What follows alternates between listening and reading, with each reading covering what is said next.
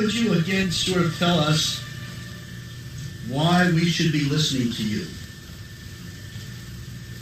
What is your background and your credentials? Yeah, well, the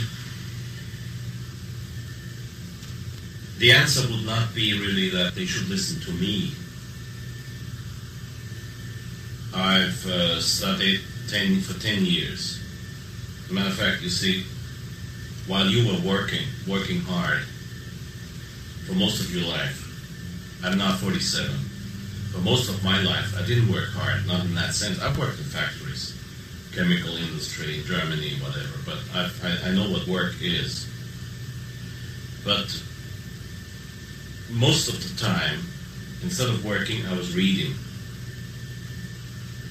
If I had a better memory, then I would be much closer to perfection as far as my knowledge is concerned. But I have done my studies at the Angelicum in Rome, but that's not the point. That's a sort of high school outfit. Pretty low level as far as the academic level is concerned. But I had the luck of having some of the old teachers who introduced me to St. Thomas in the proper way. And once introduced to St. Thomas, I started to, instead of studying the most of the time modernist books most of the teachers at the Angelicum wanted me to read, I just spent my spare time, and I also spent my studying time with the writings of St. Thomas and the famous book which is called Denzinger Schönmetzer, the collection of the Papal Magisterium in Latin. That's a book that I'm studying now for 25 years. That's the reason why there are certain things that I really know. And at the same time, I hope at least I've not lost my common sense. And the reason why I say you're not listening to me, but to the church teaching as much as I can remember it. Now, there's young people out there who will remember certain things much better than I do. At the same time, many people have not learned the theological method. That's not only common sense, it's also that you will never have all the answers ready all the time. See, we are doing a sort of live interview here, and I've not been prepared for this. I don't even know what your questions are going to be. But you may rest assured that whenever you face me with a question that I do not have the answer for, I will not give an answer. I will not give you a substitute for an answer. One of the things today that is thoroughly misunderstood, also among traditionalists, is that to think that who has the better argument has the truth. That's not true. That's what people may think about some idiotic TV discussions between presidential candidates. They might think that the one presidential candidate that has the better arguments and has apparently the better reasoning and the better preparation must be the better man. But that's not true. Because in public discussions, very often, the purpose of the discussion is that I am right, not to find out the truth.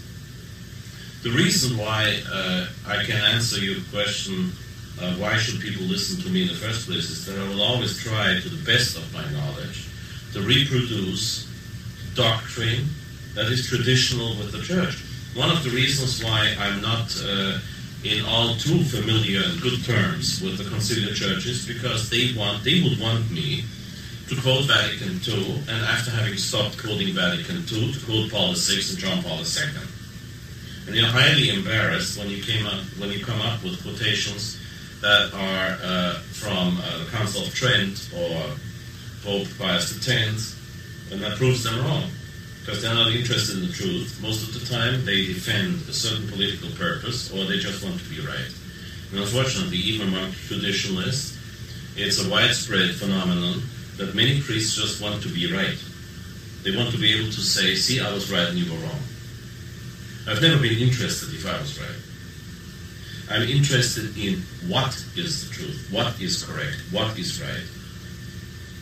And the reason why I would never say you should listen to me, but the reason why there could be much worse things you could do than listening to me is because at least I try my very best not to make up things. I try to give quotations as much as my memory permits me to do so. The reason why I'm not sitting here with a prepared manuscript that I will read to you is because it would be useless. Latest on page 2, you will be solidly asleep. Well, as you said, we have not. You don't know the questions I'm going to ask you. No, I have no idea. So the point that I have to make a point about this. One of the reasons why I decided to do interviews like this live and not with prepared questions and prepared answers and prepared manuscripts is God has given His talents freely. He gives them individually to each individual. He gives them differently to each individual. Somebody might be much better in reading than in talking freely. Some other person might be a lot more gifted for talking freely. I happen to know, and it's not my merit because I didn't buy that. I didn't work for that. It has been given to me. I have the merit that when I talk freely, people stay awake. When I read a book to you, people fall asleep. The best sermon in history. And you cannot challenge me on that. You will see. The best sermon in history is Christ's speech to the apostles at the Last Supper, recorded in the Gospel of St. John. Read, by the way, you talk about spiritual reading. That's spiritual reading. Read of what our Lord Jesus Christ had to say to the apostles at the Last Judgment. What Christ says here is of infinite value, of absolutely infinite value. And I consider it from all aspects, the literary aspect, not just talking about theology, revelation, as a matter of fact, what it is, the revelation of God's will and God's thoughts and God's intentions. But I also consider it the most beautiful speech ever done from the literary viewpoint. However, mind you, not in itself, where it has infinite value. By circumstance, it can become worthless. Namely, when at night you come home from your work, you sit down, you're tired, but you want to do something for your spiritual life, and here's this guy in front of the camera, and he's reading the gospel to you, and he goes on, but I did not call you employees, but I wanted you to be my friends. You will be solid asleep after the third line of our Lord Jesus Christ's own words.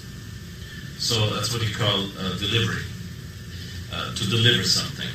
And I just can't, I'd rather risk a wrong quotation before I read something to you with scientifically researched fixed quotations that will put you to sleep solidly. You were reared in the new church. Yes. When did you decide, when you were up on that altar with the new mass, that I cannot do this anymore? A few months after I was ordained. And mind you, there's one thing that I have to say about that. I've never celebrated one single mass in the vernacular. I started out from the very beginning. In 1976, I started to say the new breviary, the Liturgia Horarum, for those who know Latin, I shall call it the Liturgia Errorum, seu the Liturgia Horrorum, the liturgy of horrors and errors instead of ours. But I did it in Latin. One of the reasons why I needed several years to find out that it's no good is because I did it in Latin. Not that I don't understand Latin, that's not the point. But once you are faced with translations of the new breviary in English, you will understand why I say if I had done it in English from the very beginning or in German, I would have stopped very soon, because I would have seen the blasphemies that come about in the translations. In the Latin original, usually you can find them. Are you saying to me, Father, that to say the new Mass in Latin from Vatican II would be a valid Mass at that point? I firmly believe so. Okay. For the simple reason that you cannot necessarily talk about the new sacraments. I'm talking about all the 7 sacraments in the new rite. You cannot necessarily call them a Latin rite. As a matter of fact, I'm firmly convinced that they might be all kinds of things, but they cannot be of the Latin rite. The point is, the Latin is more than one rite. Now, traditionally, in the Latin Church, you have the Roman rite, which basically is nothing else but the rite that used to be celebrated in the Roman Curia, and that Pope Pius V in 1570 canonized. You have the Ambrosian rite, which is pretty similar. The Dominican rite, which is pretty similar. But then you have the rite of Braga in Portugal. You have the Premonstratensian rite. You have the rite of the Carthusians, whose founder we celebrate today, Saint Bruno or Apollonobis. And we have the Mozarabic Visigothic rite, which is celebrated in Spain and which is quite different to the Roman rite.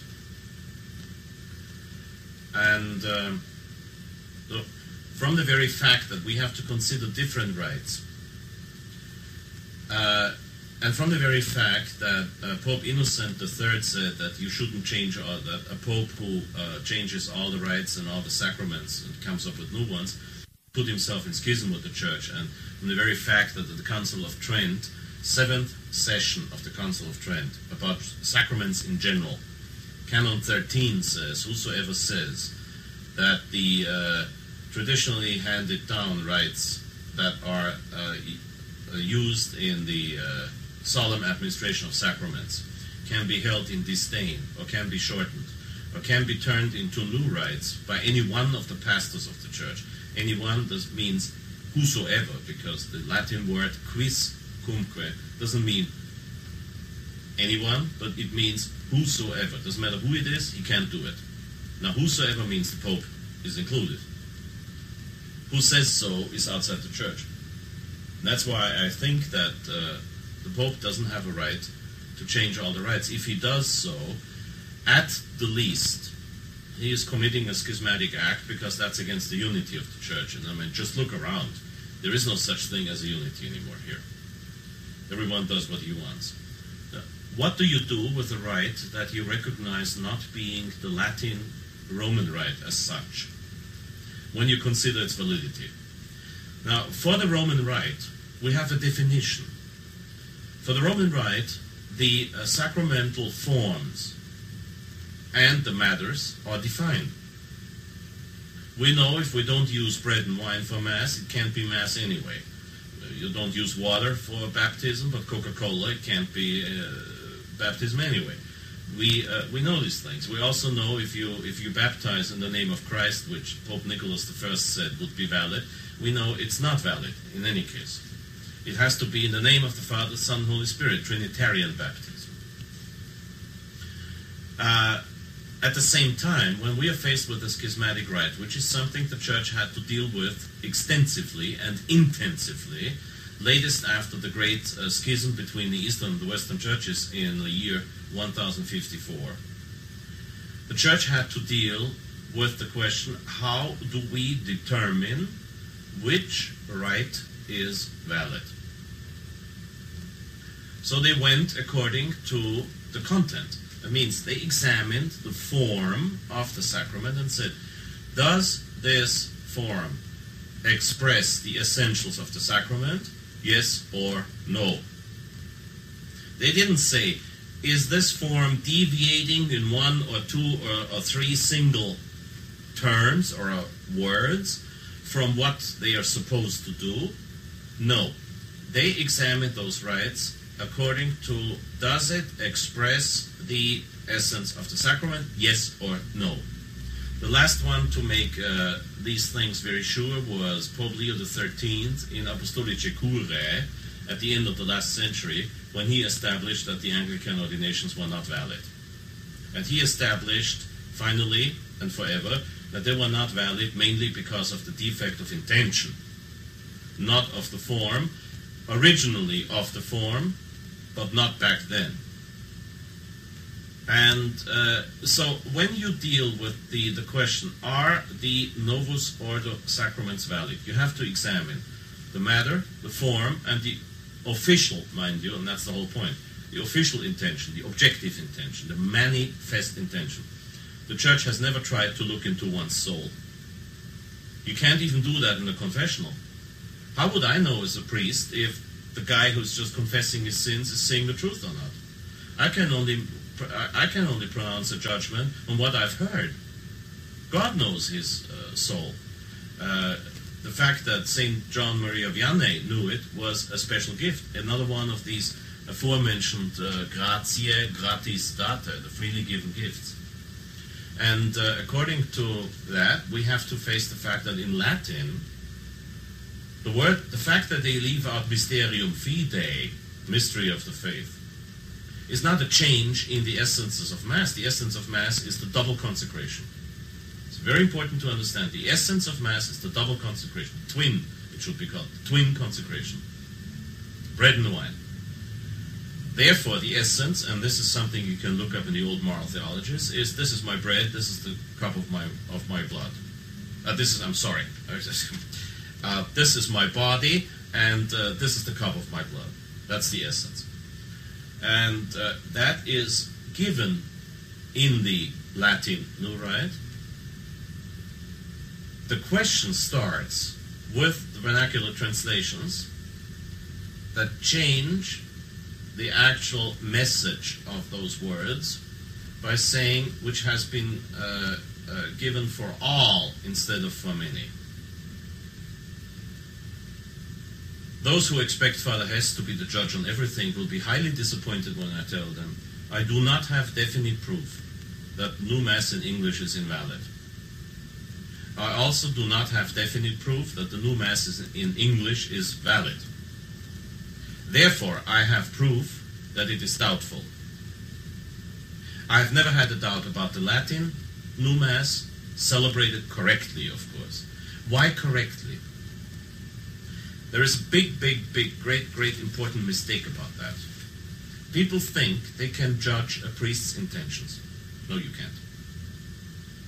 But, and this is how the Church did it and does it, if a priest, dressed in whatever the local vestments are, but obviously those vestments that are used for Mass, approaches an altar, whatever that is, as long as people would commonly say, yes, that's an altar, has the missal up there, uses the official book issued by the Church, issued, I said, because when we talk about the Novus Ordo, we're not talking about a promulgated law, issued book by the Church. Then they would say, okay, Father's going to say Mass. You see, again, I talked about the common sense on another occasion. And I have to repeat it. Common sense is the sense for the probable. You see that somebody makes it visible that he has the intention of doing what the Church does. It's like when you have a priest of the Society of St. Pius X, he leaves the sacristy. He is dressed as a priest is supposed to dress. He approaches an altar that looks like an altar is supposed to look like. On that altar, there is a missal, which you, of course, can only presume. They're not going to let you see it to check. But you presume this missal up there is a real, authentic missal of St. Pius V, therefore a missal of the Catholic Church, Roman Latin Rite. And then he starts, in nomine Patris et Filii et Spiritus Sancti, Amen, introibo altare Dei. You presume, okay, Father's saying Mass. And that's very important, because this way, the priest makes it manifest. Manifest means visible, almost tangible, if you were allowed to, that he's saying Mass. Therefore, if a priest in the New Rite performs the way he's supposed to, your point of departure will be the presumption that he wants to do what the Church does. I'm not saying this is always the case. There is some people out there in this country who take everything that I say and say, then they say the contrary, and say, okay, Father, so you did not say that. I'm sorry, human language is not that simple or simplistic. After having been in huge European palaces, if I say to you John, this is a beautiful house, and it's a beautiful house, but I've been in bigger houses than this one here. Some of these theologians, so-called theologians, will say, okay, Father, so you're saying this is a small house. No, I didn't say that. I said, I've been to bigger ones. I didn't say, this is a small house. And it's not a small house. I don't consider this a small house. But I've been to bigger ones. See, this is no way of arguing theology. In theology, you do not, never, ever try to hook somebody else to his own quotation. Real theology, the way St. Thomas dealt with it, the way most of the greatest theologians did, you only want to find out the truth. You're not interested in what the other one says. This is why I say you don't listen to me. Hopefully, if I don't make a mistake, I'm not infallible. If I don't make a mistake, hopefully you're listening to what the popes say. But you don't listen to what I say. You listen to what the popes said, minus the faults of my memory. Now wait. The point I'm making here is, we're talking about probability. I consider the new Mass properly celebrated in Latin or in a correct translation, which, for example, in the Polish language is correctly translated. I consider it, as much as I have the authority to judge on that, I consider it valid. If you say there is the general instruction to the new Mass, which delivers a heretical definition of Mass, I'm sorry to disappoint you on this point. It does, but that is the rubrics. Officially, and you have to read Apostolice Curae, the document on the Anglican ordinations on that, where Pope Leo XIII says, if the rite is shortened, if things are left out with the obvious intention of changing the doctrine, and the doctrine is changed, then it's invalid. On paper, officially, ask the Vatican, write a letter to Cardinal Ratzinger. Officially, on paper, the Church is steadfastly holding to the real presence, the sacrifice of Mass, and the priesthood. In practice, in real life, they don't. But on paper, they do. I now come back to you. But excuse me, there's one thing that I finally have to add. These are my viewpoints. This doesn't change the fact that I consider the new Mass as such doubtful. And that, of course, puts it in a different light. Denzinger Schönmetzer, quotation 2101, says, you're not allowed to frequent sacraments, not even for pastoral reasons, according to a probability. Another question I have is, do you believe, and this is a question that's asked of me, since I set you up with that, talking about the validity of the Mass, yeah. if you felt that the sacraments of Vatican II were doubtful, would you not try to have yourself reordained because you may have not been ordained correctly? Yes. Definite yes to that. But I don't doubt them. See, you talk about the sacraments. There are 7. Yeah. As long as one follows the newly published Rite on Baptism, I'm only aware of the Latin edition. Okay, so those people who always like to hook me on my own arguments, don't quote me on the vernacular editions. Thank you. I'm talking about Latin. I have no doubt about baptism, even though the exorcism is ad libitum.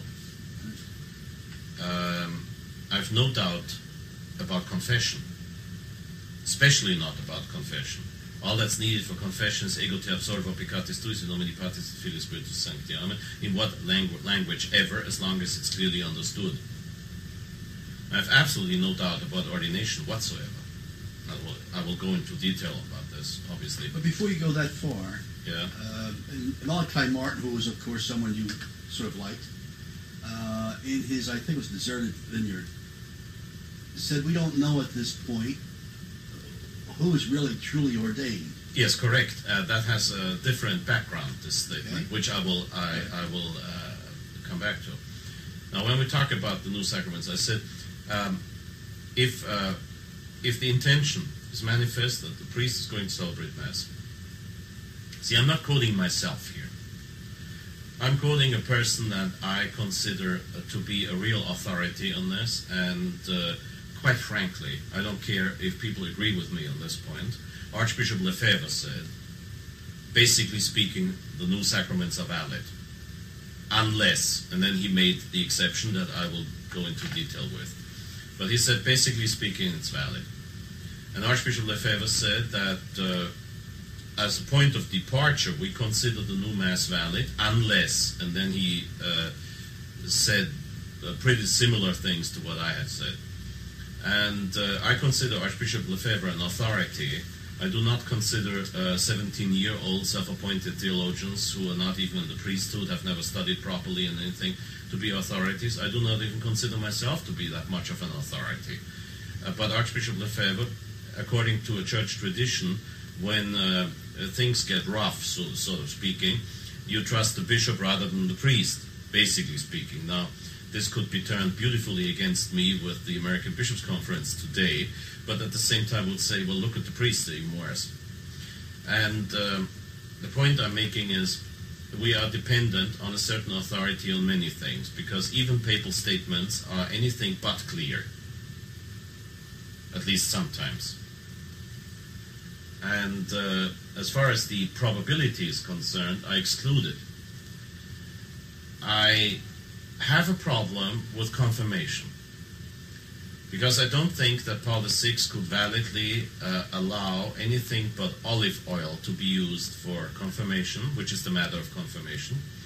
And therefore, if you go ahead and use some peanut oil or sunflower oil or whatever, I consider confirmation invalid. However, I'm not a pope and I have no final judgment on that.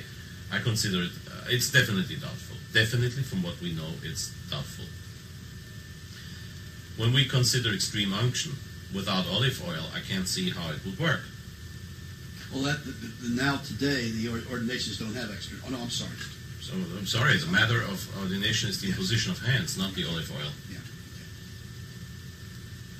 Now, as far as the ordination is concerned, Paul VI, I don't know about, I have to be honest, I did not compare the old and the new rite on the ordination of deacons, diaconate. But I did, only recently, with a friend of mine in Austria, who is a pretty erudite theologian, we compared the forms of ordination of the new and the old ordination to the priesthood and the consecration for bishops. I know the argument that's looming in the background, quoting Sacramentum Ordinis by Pope Pius XII. If the infallible document that Pope Pius XII published under the title Sacramentum Ordinis, where he said that ad validitatem, for validity, the form of diaconate has to be colon, such and such, priesthood, colon, such and such, bishophood, colon, such and such. If that was applicable for all ordinations, we would have, since then, no valid ordinations in the Eastern rites, mind you, the United or the Schismatic. We would have no valid ordinations in any rite that doesn't correspond to the Latin Roman rite in this point. Obviously, therefore, the document that Pius XII published is regarding the Roman Latin rite. I said before, what do you do if you're faced with a rite that you cannot properly categorize? Well, obviously, you have to judge it according to contents. Now, Paul VI claimed, I have not checked up on it. So, that's another one of these things, a theologian who pretends that he will be able to answer everything correctly in a public discussion is not a man who wants the truth, but is a man who wants to be right. Beware of people who want to be right all the time. I have been wrong more often on more things than in theology than you ever knew that could be right or wrong. If I started to give you an account on everything that I have been wrong about in the old days, especially in theology, we'd be sitting here for another 6 hours with another 3 tapes. I have to come back. I'm talking about the episcopal ordination. See, with the priesthood ordination, there has been one word difference, ut, a conditional word in, not necessarily conditional word in Latin. According to all traditional moral theologies I've ever read, even when an infallible papal decree defines that for the validity of a sacrament, the form has to be such and such and such. If a non-essential word is left out, that does not significantly change the sense of these words, even according to the rather strict rubrics in the Old Middle that talk about the possible defects while celebrating Mass, would consider it sinful if it's done deliberately, but would consider it valid. That means that even from the viewpoint of the Latin-Roman rite, priesthood ordination cannot be considered invalid. And the bishop who ordained me a priest, by the way, was consecrated in the old rite in 1965. Archbishop Sabatani. The thing that concerns us here is, are the bishops that are ordained in the Novus Ordo consecration rite valid bishops?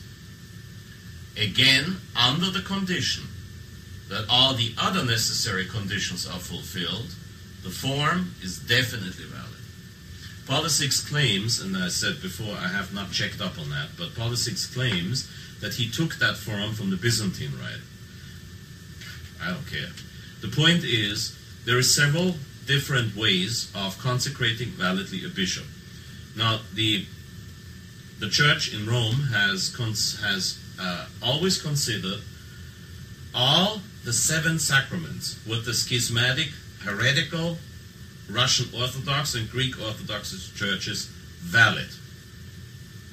If you bother to read translations of the episcopal consecration and the priesthood ordination in the Eastern rites, you'd be surprised what you find. It's not clear at all. As a matter of fact, I can tell you one thing. As I had to deal with this recently, I compared the episcopal consecration under Pius XII, set in his Sacramentum Ordinis, with the new one. And the funny thing I found was the old episcopal consecration form is not as clear about the actual role of a bishop as the German translation of the new one. So we're talking about something that is contained in the form of the sacrament. And as I said before, as I cannot consider the new ordinations to be necessarily of the Latin-Roman rite, leave it open right now if the Novus Ordo is just plainly schismatic, or if it's a Gnostic sect, as Bishop Tissier de Malaray said, or if it's just a conciliar sect, as Archbishop Lefebvre called it.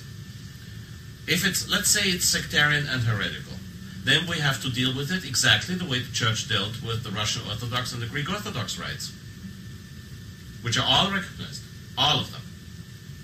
And they're not necessarily as clear as the Novus Ordo rites on many things, but I have not yet found the theologian who will definitely prove to me that the new episcopal consecration misses out on the essences of bishophood. The old one is anything but clear. For the simple reason, we are facing a phenomenon here which is quite amazing. When you read the old Code of Canon Law, The 1917 Code of Canon Law is something that some people in this country always love to quote against me in my face. Well, we have a problem there, because in the Code of Canon Law of 1917, it says that the major orders are subdiaconate, diaconate, and priesthood. Pius XII said, it's diaconate, priesthood, and bishop.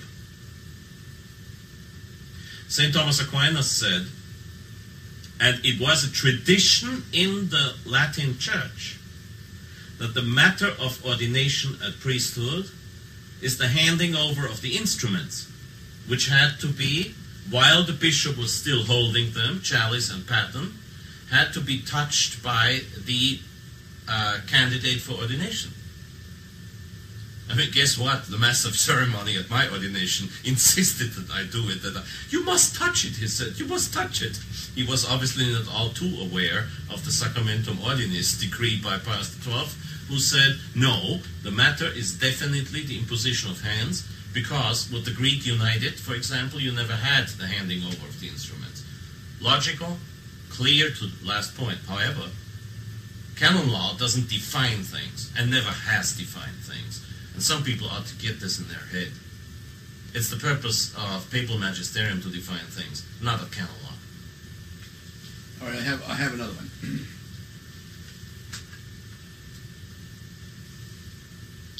Can a priest or a religious, bishop, archbishop, cardinal, pope, be a Mason? Nope. What if he is? According to the old Code of Canon Law, he's excommunicated. According to the new Code of Canon Law, he has to be justly punished.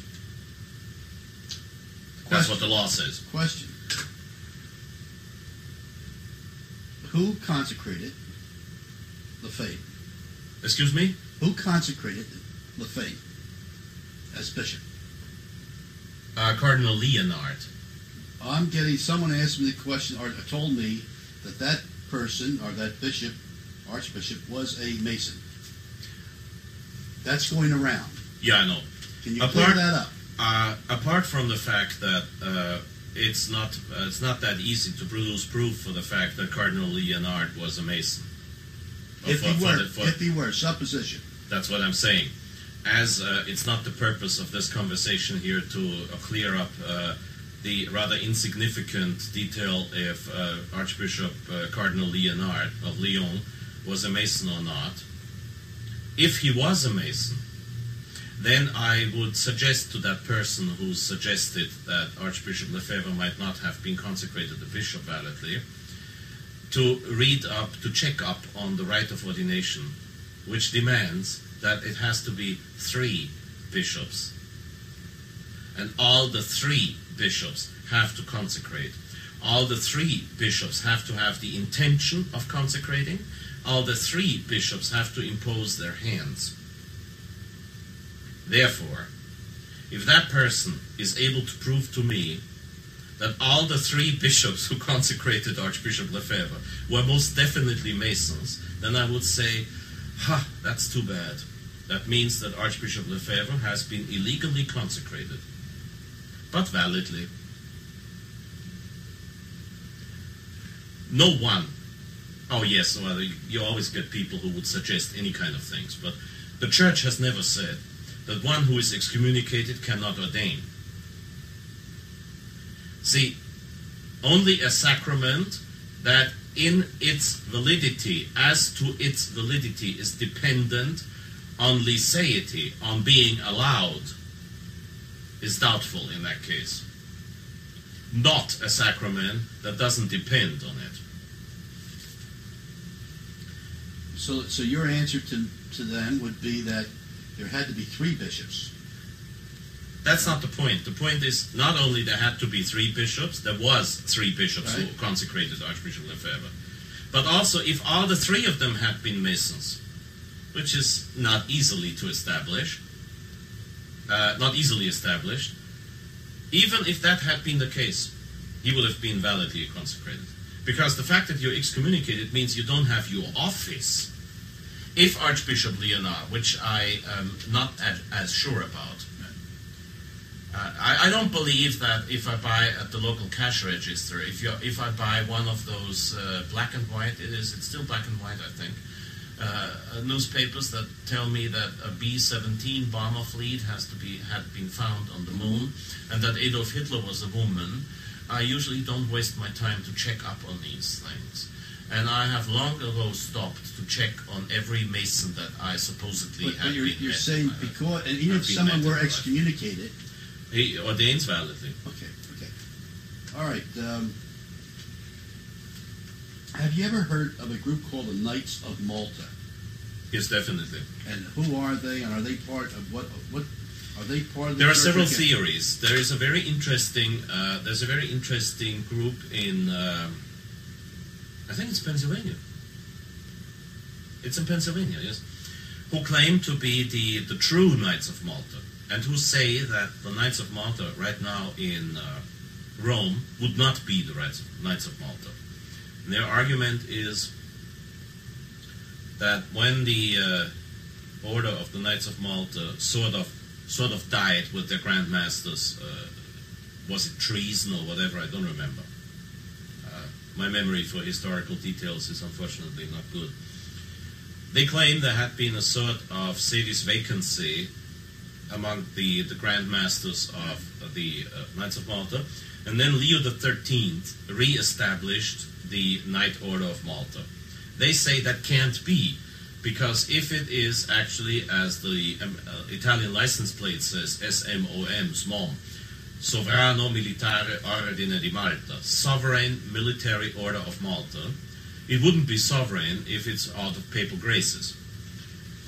Now, they say that because the Roman Knights of Malta are dependent on papal grace, they are not sovereign, and they can't be the true Knights of Malta. And then I've never been able, however, to find detailed information on who after the Tsar, which Tsar was it, Paul, I think it was Paul, who supposedly was the last Grand Master of the true Knights of Malta. How that succession would end up in Chickasha, Pennsylvania. I don't think The point I'm making is this. I couldn't care less if the Knights of Malta in Rome are authentic or not. I know they're not Catholics because they follow everything that Vatican II says and the Pope says. But I don't think that was the intent of the question. I think the intent of the question is that there are a lot of subversive secret societies. The Knights of Malta have never been secret.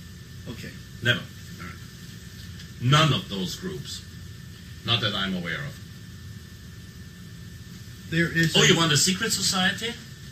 Try to find out the membership of other members in the Opus Dei, and you got a secret society. Try the Escriva testimonies. Excuse me, the Escriva witnesses, that language mistake, beg pardon.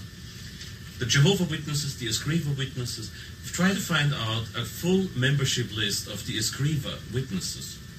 José Marie Escriva de Balaguer, the founder of the Opus Dei. Evidently, the Opus Dei, you think there's something subversive with them? Or Yes, definitely. What, can you expand on that? Yes. Yeah, go ahead. The founder of the Opus Dei, who supposedly is beatified, at the time when Pius XII, I believe that Pius XII was Pope and was able to do it, in 1949 put the membership in the Communist Party under excommunication, and also at the same time put under excommunication any work done for the Communist Party. The founder of the Opus Dei, and this is something that the Opus Dei confirms in at least one of their publications, accepted members of the Spanish Communist, or Italian already, I don't remember that, but Communist Party into the Opus Dei. And when one of those communists, that's a dialogue I read in one of the Opus Dei publications, when one of these when one of these party members of the Communist Party said to the founder of the Opus Dei, but Monsignore, in that case I would have to leave the Communist Party, the founder of the Opus Dei said, oh no, there will be no need for that. So what do you make of that? What do you call that? when the membership in the Communist Party was under excommunication, the founder of the Opus Dei admitted members of the Communist Party into the Opus Dei without telling them to leave the Communist Party. Can you beatify a man who was in public disobedience against the Pope? At a time, mind you, when there was no church crisis like now. By the way, the founder of the Opus Dei said that he had a doctorate in not only in theology but also canon law. I've never found anybody who would show me that. People have asked the Opus Dei to produce the document, and there's no answer. I'm not saying he's a liar. I'm just saying I would like to see it. In your one of your tapes, you spoke of Martin Luther. Yeah. Now, I have heard that someday he may be a Catholic saint. Right? In fact, years ago, someone got a picture down at the... I need a gulp of wine for that. A picture of Martin Luther with a halo in a Catholic cathedral. Oh, a halo, I don't know. A hell. No, I saw the picture. A hell, that's no. another thing. But you spoke about Martin Luther, and you felt he was a very evil man. He said things... 10 books and publishers. Thomas A. Nelson. 10 books and publishers have an excellent book. The title is, I don't remember the author, but 10 books requires a title, a number, or an author, and they will be able to ship the book to you. In 10 books you will find facts about Luther. Read the book. Luther used names for our Lord that I refuse to repeat. And Luther admitted freely that he had his inspirations from the devil. Do we need more? No. You ready? Yeah. There is a picture of the Pope kissing the Quran. Yes. Public act of apostasy. And he calls it a holy book. It's a public act of apostasy. If I had scientifically irrefutable proof that act of apostasy would be a formal act of apostasy, I would side with the sedevacantist. Sedevacantists, I'm sorry to call them. There's no doubt that he kissed the Quran. Yeah, there's no doubt. Is there any doubt that he called it a holy book? No. Now, how do you make that distinction that he was a formal heretic? People who have studied recent American history are witness to the fact that a president can say a lot of nonsense. Does he cease to be president? I know, the argument is a president doesn't lose his office by being a heretic. In the church, you lose your office by being a heretic. I would say if you can lose your office by being treasonous. That's an excellent argument. He subverts the government. What would be the difference? In this century, the 20th century, which has not ended last December 31st, but will end this December 31st, for those who have a spark of mathematics left in their memory, because it was called the 20th century, and the 20th century cannot end in 1999. Even if Kaiser Wilhelm II of Germany in 1900 decreed this to be the first year of the 20th century. Doesn't change the fact that the 20th century has given ample proof for treacherous people being heads of states without losing their office. Now, we are here actually touching another question which you might have in your list of questions, I don't know. But we are actually touching another question here. Do we have a pope, yes or no? I have only one answer to this, and I will repeatedly give this answer. As long as I do not have scientifically irrefutable proof that this present pope is not pope, I will hold him as such. Why? papal pronouncements on when a pope, not just when somebody loses his office, but when a pope loses his office, have been scarce, to say the least. Very few popes, unfortunately, because I do not believe it, but very few popes have contradicted the theory that the pope is above canon law. Mind you, I'm quoting even church doctors. Forgive me, I don't have the page, I don't have the author, I don't have the book. But it's an old saying, the Pope is above canon law. Pope Pius IX said about himself, I am tradition. Which is impossible. But of course,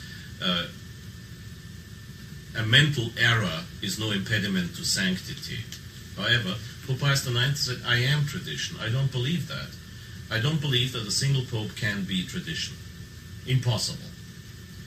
The popes have, unfortunately, been very, very, even contradictory on this subject. When the Bishop of Brixen, in 1869, asked Pius IX, what will happen? They were discussing the infallibility to be pronounced as a dogma. And Pius IX was asked by the Bishop of Brixen, what will happen if a future pope was to pronounce heresy? Pius IX didn't say he would lose his office. Now this is in writing, and you can find it in the famous collection of papal pronouncements or papal private correspondence. The collection is, for those who like footnotes, MANSI, Mike Alpha November Sierra India, Mansi. And it's in the 5,000s. I wish I had a better memory for things like this. It's 5,500 something, if I remember well. The quotation, Pius IX says, oh, you just don't follow him. He doesn't say this guy loses his office. He doesn't say he ceases to be pope. He says, okay, but then you just don't follow him. Just like St. Thomas Aquinas said, if your prelate is wrong, you just can't follow him. But isn't there another document that speaks of something like if the pope does something heretical, he's no longer pope? No, wait a second. You can't do something heretical. You can only pronounce something heretical. Yeah. That he is no longer pope. The point is, canon law presumes that you are a formal heretic. That's canon law, anyway. Moral theology, like Prümmer, for example, or Wernz or Vidal, say that discussing the topic, discussing the issue of a pope losing his office, say only if he's in formal heresy. We don't have the time here, and we would have to go for 5 hours to discuss these arguments. What I have to say, I'm fully satisfying you, because you will see that this is what you were asking. No, it was not what I was asking. No, I'm sorry. You said someone has brought up that you evade an issue that there is a document that says that when the Pope commits something a heresy, all right, he is no longer Pope ipso facto. No, I didn't say that. No, I am saying there is a document to that. Yes, right. And people. Yeah, there are many documents to this point. Okay. Saint Robert Bellarmine, who is at least a doctor of the church, right? Saint Robert Bellarmine says even if a pope was to pronounce just material heresy, he would ipso facto cease to be pope. Oh, okay, why doesn't that hold? The point I'm making is there have been so many contradicting theories on this subject. Take, for example, this, even though I don't accept it, it's there. And if I accept it or not is not the point. It's there. The old saying that the Pope is above canon law. If the Pope is above canon law, you cannot apply canon law on him. Who would do that anyway? Canon 333, paragraph 3 of the New Code of Canon Law, and that's an almost literal copy from the relevant canon in the Old Canon Law, says, contra summum pontificem recursus non datur. There is no appeal against the Roman pontiff. So the oldest problem as to this topic, does a pope cease to be pope when he becomes a heretic? The oldest problem is not to determine is he a heretic or not, but to determine if he's pope or not. Who's going to do that? And you see, this is the whole point. Archbishop Lefebvre, again, pronounced pretty well on this subject. He was asked, of course, you can imagine, the seminarians in Econ, they had the same problems. And they knew most of the arguments back and forth, against and for. And they asked him, and he said, Archbishop Lefebvre said very clearly, he said, they have excellent arguments. There are very good arguments to believe that he's not pope. But when you consider canon law, which certainly applies to us, obviously it's not that sure if it applies to pope, but it certainly concerns us. Then you have to consider the fact that the pope doesn't have to prove anything to us. The onus probandi, this is called in Latin, the burden of proof lies with us. It might as well be, and I'm firmly convinced that the sedevacantists have much better arguments for their viewpoint than we have for upholding the Pope. They have much better arguments. But who's going to decide on that? Who's going to decide on that? Who decided on the arguments for Immaculate Conception and against Immaculate Conception? I don't believe it was a priest from Vienna speaking to John Maffei in Philadelphia. You see? The point is, I have discussed this extensively with many theologians. I've discussed it with theologians who are really erudite. I've also discussed it with theologians who, especially on the telephone, try nothing else but to hook me up on my own lines by stating the contrary. I've discussed it with serious people, and I've discussed it with less than serious people. I do know from my reading, some sedevacantists have gone through the trouble of writing excellent, usually theologically very erudite theses on this topic. The very fact that I'm not convinced is completely sufficient for my mentioning the Pope in the canon. Because even if I personally was convinced that he is not Pope, you think I'm stupid? If I mention John Paul II in the canon, and at the Last Judgment I find out he wasn't Pope, what is God going to do to me? Nothing. But what if I firmly believe that he is not Pope, and I don't mention him in the canon anymore, and at the Last Judgment I find out he was Pope? Uh-oh. The burden of proof is something of a very decisive nature in sensitive issues like that. This is one of the reasons we discussed the validity of ordination. The Pope doesn't have to prove to me that I've been validly ordained, and I don't have to prove to you that I've been validly ordained. The other part has to produce the proof. The burden of proof doesn't lie with the one that is presumed to be right by the law. The burden of proof lies with the one who challenges it. That's not just true in canon law, it's true in all logical civil laws. The Pope, for example, of course this is not a conclusive argument if he actually holds the office of being Peter and Vicar of Christ, but the Pope is recognized as a head of state by a three-digit number of countries. Now, the one who challenges that is the one who has to present the proof. If the President of the United States says, okay, now I'm going to appoint a new ambassador to the Vatican, he doesn't have to produce proof that there is a head of state in the Vatican. And he doesn't have to produce proof that the Vatican is a recognized state or that the Catholic Church is a recognized institution. Some things are presumed. And if you do not follow the presumption, you have to produce the proof. Now, I say it again, the sedevacantists do have the better arguments than we have. But are they conclusive? I don't think so. And even if they were conclusive, who's going to establish by authority that this is the case? You ready for another one? Yeah. This is mine. Good. When a person is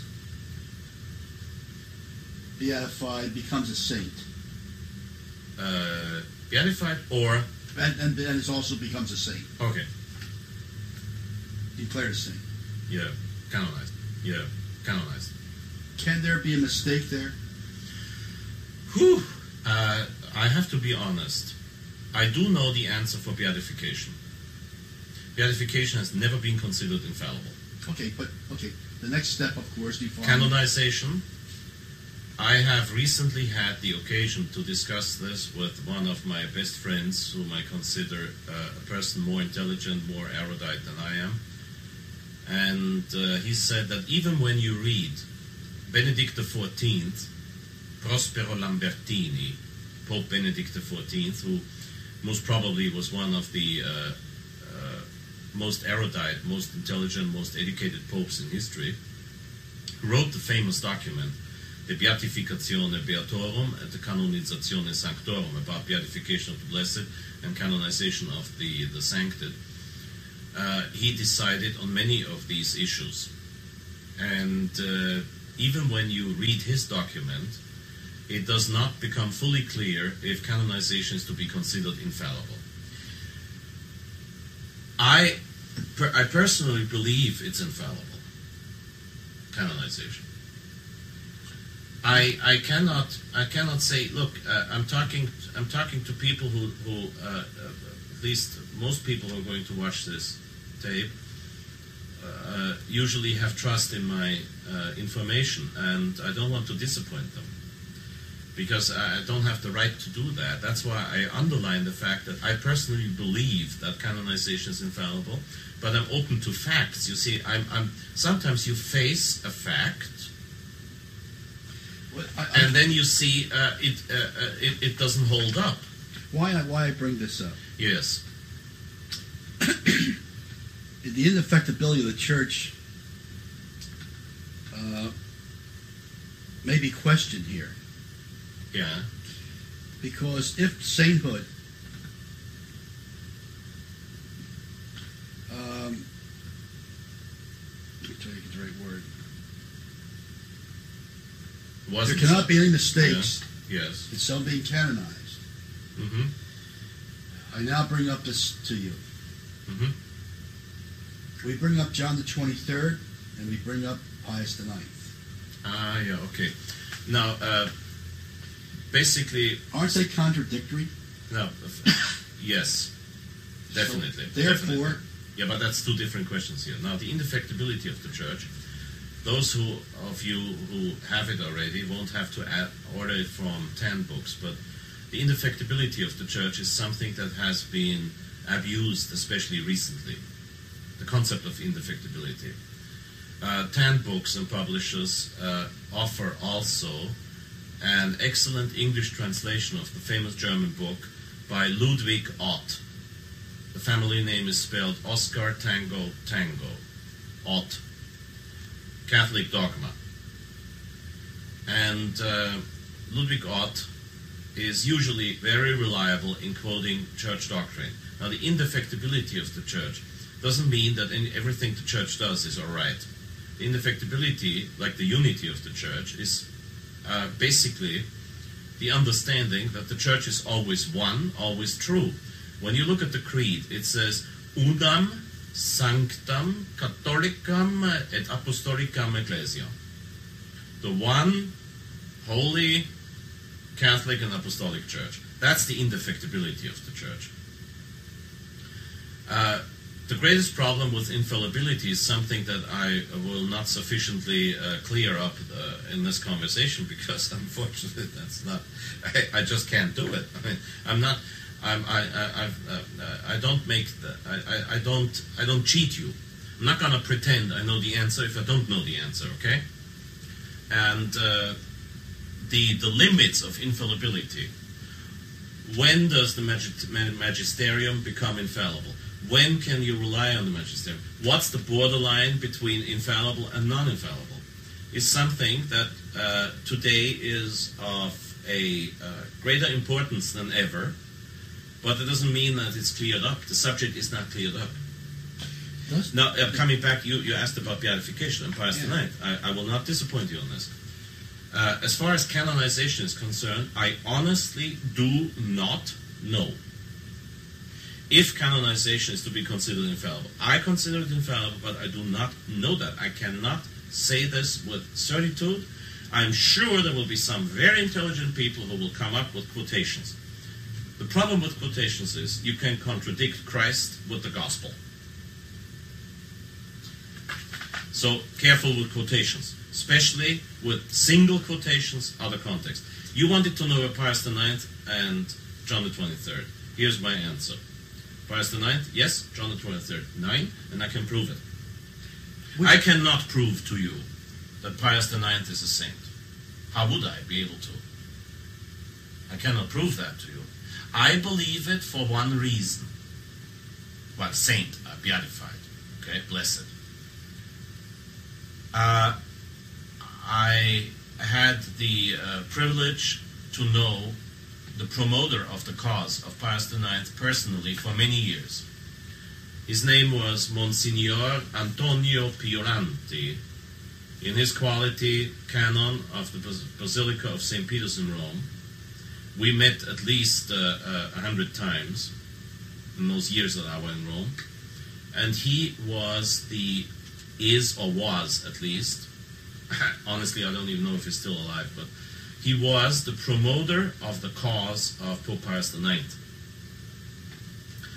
When in 1979 he presented to me a medal of Pius IX that had been printed out of the lead coffin in which Pius IX had rested before his body was recovered for the examination for the cause at the Congregation for the Cause of the Saints.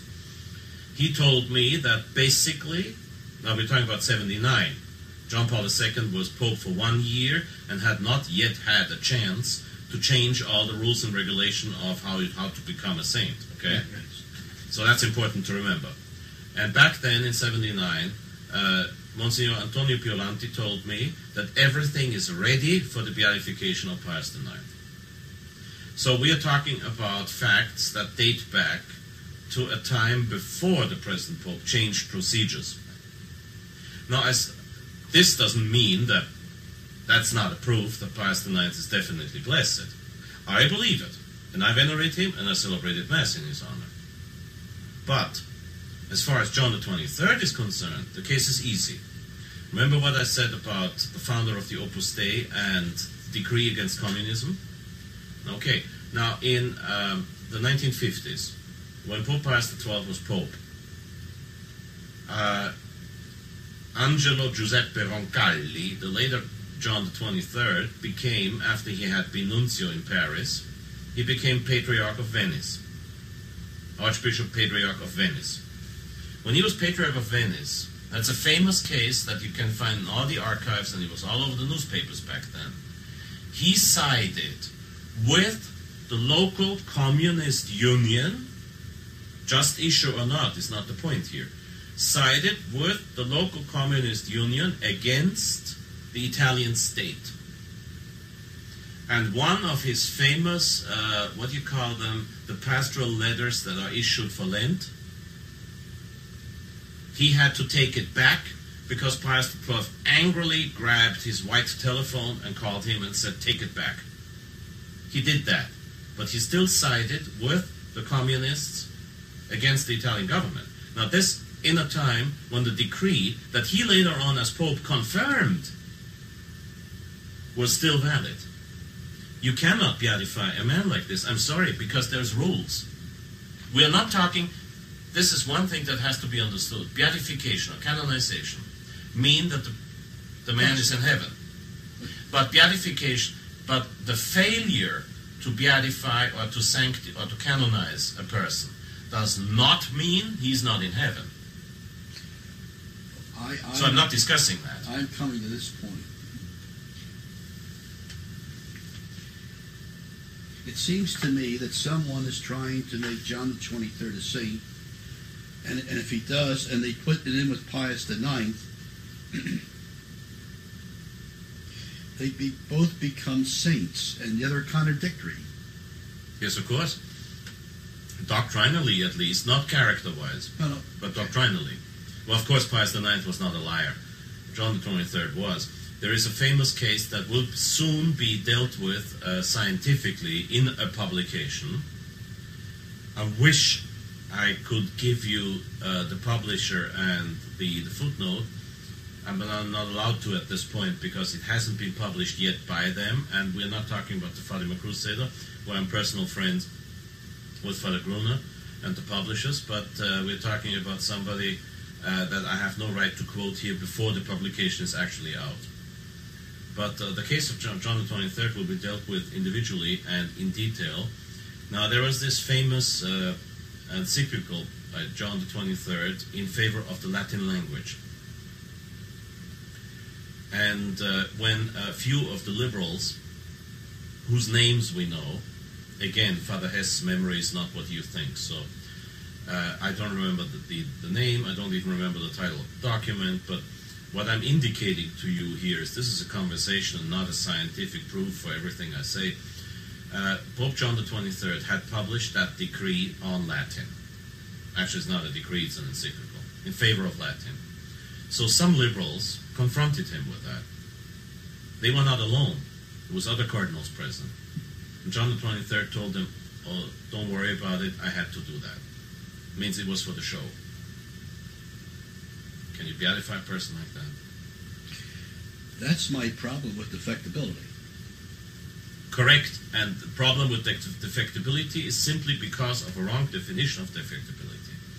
The church has been jam-packed with idiots for 2,000 years. Do you think there are people who were saints that were really not saints? Quite possibly. One of the reasons why I think that everyone who has been canonized is in heaven is because the declaration that somebody is a saint might not be true as to his virtues, to his life, to the example he gave. But why wouldn't the Pope be able to use his keys for the person as such? He's got the keys. Yeah, come back to you on this. That's not a doctrine, that's a theory of Let me mine. come back to this. Actually, it's a suspicion. It's not even. The American Church is trying to tell everyone that Vatican II was a godsend to the Church. Maybe as a punishment. Now, who started Vatican II? John the 23rd. Now, if he's made a saint, could it be Vatican II was wrong? Yes. Well, that's the issue. Well, that's no contradiction anyway, not even in the old days. Is St. Ambrosius a saint? Yes. St. Ambrosius, the church father, St. Ambrosius said that if a heretic who has been baptized in the name of Christ converts, he doesn't have to be rebaptized. St. Ambrosius said that. That's nonsense. It's baloney. Why? Well, who said that a saint cannot pronounce baloney or do baloney? I'm saying that it seems to me they're trying to authenticate Vatican II by making John the 23rd saint. Correct.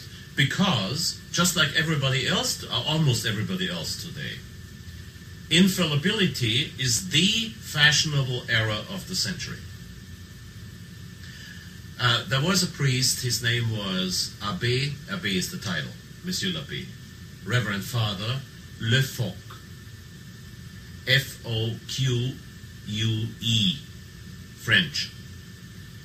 He was the rector of the seminary, of the French seminary in Rome, when a certain young seminarian called Marcel Lefebvre attended the French seminary in Rome. Monsieur l'Abbé Lefoque said, we're talking about the 20s, now that Saint Pius X has uncovered and dealt with the modernists, we are facing the worst of all heresies, the heresy that the Pope can do anything. Even if Pius IX said, I am tradition. Now, Pius IX was a joker. If you read a detailed biography of Pius IX, which I have bothered to do 30 years ago first time, you will find out that Blessed Pius IX was a man of great humor. And just like Father Hess on his tapes, Blessed Pius IX would not always say something that's immediately to be taken as infallible statement or doctrine. Because when Pius IX talked as a regular, normal human being, he was exactly as infallible as I am. Zilch, zero, nada, nothing, niente, rien. And so I'm not contrary to some people whose tactic it is all the time to do that. I'm not going to hook Pius IX on his statement, I am tradition. It's a very dangerous statement, but then I have other more dangerous statements. Pius IX said, when you talk about infallibility, he not only said if a pope was to pronounce heresy, you just don't follow him. If you look up Denzinger Schönmetzer, you will find Denzinger number 3050 following, up to 3070 something, you will find the solemn dogma of infallibility. After that, in the Denzinger collection, you will find a document that had been written by the German Bishops' Conference, because the German Reichskanzler, the Reichschancellor, Bismarck, challenged that dogma on totally absurd grounds. So the German bishops got together. In those days they were Catholic. The German bishops got together and came up with a document explaining papal infallibility. Pope Pius IX saw the document, read the document, and signed it. So it's his. And in that document, listen to the terminology of Pope Pius IX. Now, this document originally is in German, so I'm not. I read Latin as I read German, but I grew up with German. The document doesn't say. It explains that Bismarck said, "Does that mean the infallibility that now the Pope is the Bishop of Berlin and the Bishop of Dresden and the Bishop of Cologne and the Bishop of Munich?" Of which some people today seem to believe. But Pius IX just had the German bishops answer it by saying no.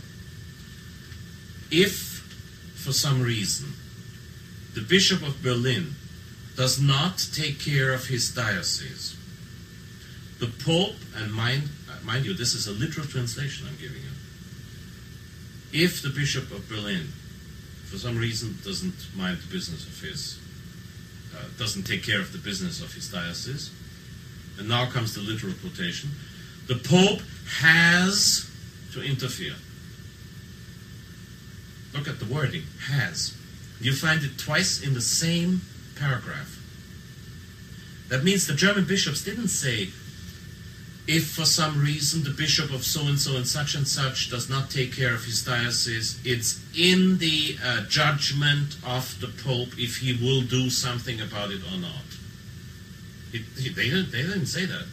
They said the Pope has to react. The Pope has to interfere. Twice in one paragraph. He has to do it. And Pius IX signed it. Pius IX did nothing else but what his predecessors did, who believed in the old oath of coronation, papal coronation. There was an oath that last time was signed by the predecessor, I forgot who it was, of Pope Bonifacius VIII, who became Pope in 1302. He was signed uninterruptedly by 600 years of papacy between Paschalis I and Bonifacius VIII. And that oath of incoronation says that he swears he won't change anything that has been handed down from his predecessors. What was that changed? It was never changed. No, it was changed, but the Pope does not say that anymore. Because that was just a guarantee of orthodoxy to the Holy Roman Emperor and the kings. And that's why after Boniface VIII didn't sign it, it doesn't mean that it's out of how do you say, that it has been, that's a piece of the past. If for 600 years, all the popes signed it, that means it's something accepted in church tradition. There's no need that the Pope signs it. He ought to know it. We know that the present Pope doesn't know it, but he ought to know it. The point I'm making is, papal infallibility. What does it mean, papal infallibility? I wish I could give you a sufficiently detailed answer, because the available quotations will not. Even the dogma is such. Because the dogma, for example, in 3070 says, the Holy Spirit has not been given to the successors of Peter, that with his revelation they will pronounce a new doctrine, open up a new doctrine, pate facere, but that with his assistance they will faithfully, saintly guard and faithfully explain the handed down tradition.